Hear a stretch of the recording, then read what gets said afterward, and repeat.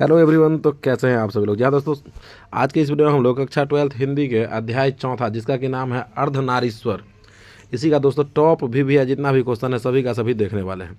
तो चलिए शुरू करते हैं और देखते हैं सबसे पहला नंबर जो क्वेश्चन है वह क्या है। तो सबसे पहला नंबर जो क्वेश्चन है वह है कि अर्धनारीश्वर पाठ के सबसे पहला नंबर क्वेश्चन है कि अर्धनारीश्वर पाठ के लेखक कौन है। यहाँ पे देखिए क्वेश्चन है कि अर्धनारीश्वर पाठ के लेखक कौन है। तो ऑप्शन ए में है नामवर सिंह, ऑप्शन बी में है रामधारी सिंह दिनकर, ऑप्शन सी में है हजारी प्रसाद द्विवेदी और ऑप्शन डी में है रामचंद्र शुक्ल। तो ऑप्शन ए में देख लिया आपकी नामवर सिंह है, ऑप्शन बी में रामधारी सिंह दिनकर है, ऑप्शन सी में हजारी प्रसाद द्विवेदी है और ऑप्शन डी में जो है वह है रामचंद्र शुक्ल। तो इसका जो राइट आंसर होगा वो ऑप्शन नंबर बी हो जाएगा, यानी कि रामधारी सिंह दिनकर इसका राइट आंसर हो जाएगा।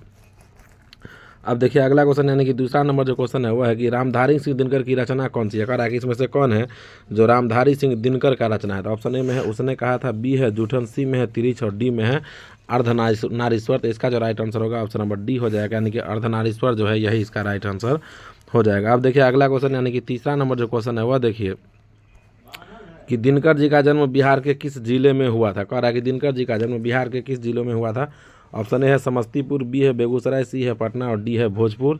तो इसका जो राइट आंसर होगा ऑप्शन नंबर बी हो जाएगा, यानी कि बेगूसराय इसका राइट आंसर हो जाएगा। अब देखिए अगला क्वेश्चन, यानी कि चौथा नंबर जो क्वेश्चन है वह है, चौथा नंबर क्वेश्चन है कि अर्धनारीश्वर में किस गुण का समन्वय है। कह रहा है कि अर्धनारीश्वर में किस गुण का समन्वय है। तो ऑप्शन ए में है नारी का, बी में है पुरुष का, सी है नारी और पुरुष दोनों का और डी में है इनमें से कोई नहीं। तो इसका जो राइट आंसर होगा ऑप्शन नंबर सी हो जाएगा, यानी कि नारी और पुरुष दोनों का इसका राइट आंसर हो जाएगा। अब देखिए अगला क्वेश्चन, यानी कि पांचवा नंबर जो क्वेश्चन है वह है कि दिनकर जी की पहली काव्य पुस्तक कौन सी है। क्वेश्चन है कि दिनकर जी की पहली काव्य पुस्तक कौन सी है। तो ऑप्शन ए में है कुरुक्षेत्र, बी में है हुंकार, सी में है रसवंती और डी में है प्रणभंग।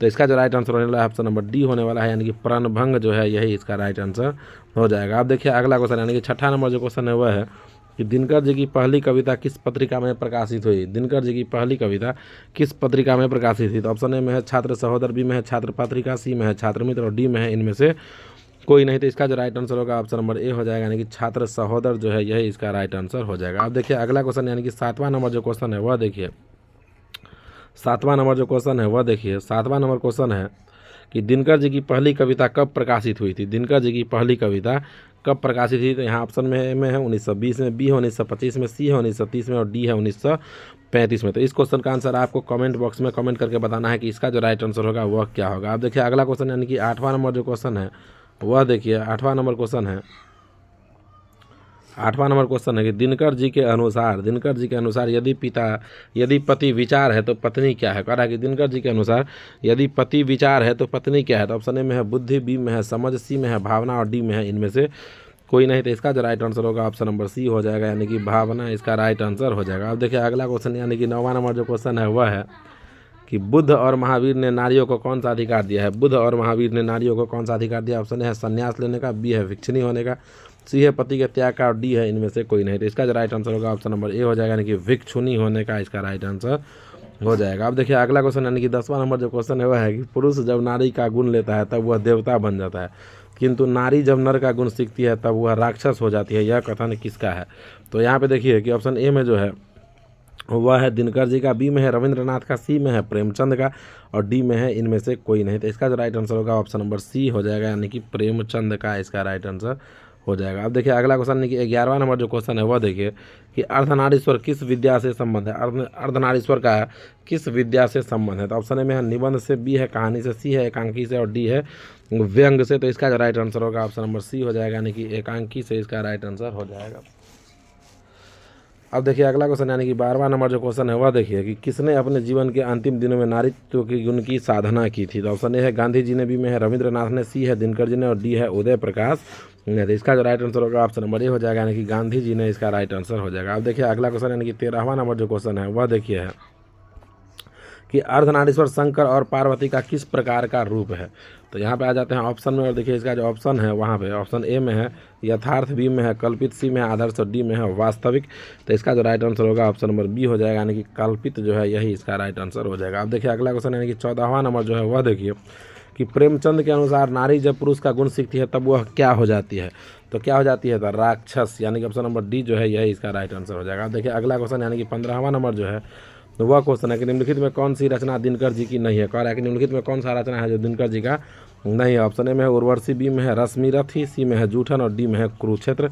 तो इसका जो राइट आंसर होगा ऑप्शन नंबर सी हो जाएगा, यानी कि जूठन जो है यही इसका राइट आंसर हो जाएगा। अब देखिए अगला क्वेश्चन यानी कि 16वां नंबर जो क्वेश्चन है वह है कि निम्नलिखित में कौन सी रचना दिनकर जी की है। कह रहा है कि इसमें से कौन सा रचना है जो दिनकर जी का है। तो ऑप्शन ए में है सदियों का संताप, बी में है परशुराम की प्रतीक्षा, सी में है दरियाई घोड़ा और डी में है रसातल यात्रा। तो 16 नंबर जो क्वेश्चन है उसका जो राइट आंसर होगा ऑप्शन नंबर बी हो जाएगा, यानी कि परशुराम की प्रतीक्षा इसका राइट आंसर हो जाएगा। अब देखिए अगला क्वेश्चन यानी कि 17वां नंबर जो क्वेश्चन है वह देखिए है कि दिनकर को किस कृति पर भारतीय ज्ञानपीठ पुरस्कार प्राप्त हुआ था। तो ऑप्शन ए में है अर्धनारीश्वर, बी में है उर्वशी, सी में है ओंकार और डी में है कुरुक्षेत्र। तो इसका जो राइट आंसर होगा ऑप्शन नंबर बी हो जाएगा, यानी कि उर्वशी जो है यही इसका राइट आंसर हो जाएगा। अब आ जाइए अगले क्वेश्चन की ओर। देखिए अगला क्वेश्चन यानी कि 18वां नंबर क्वेश्चन है वह है कि युद्ध और शांति की समस्या पर लिखी गई काव्य कृति है।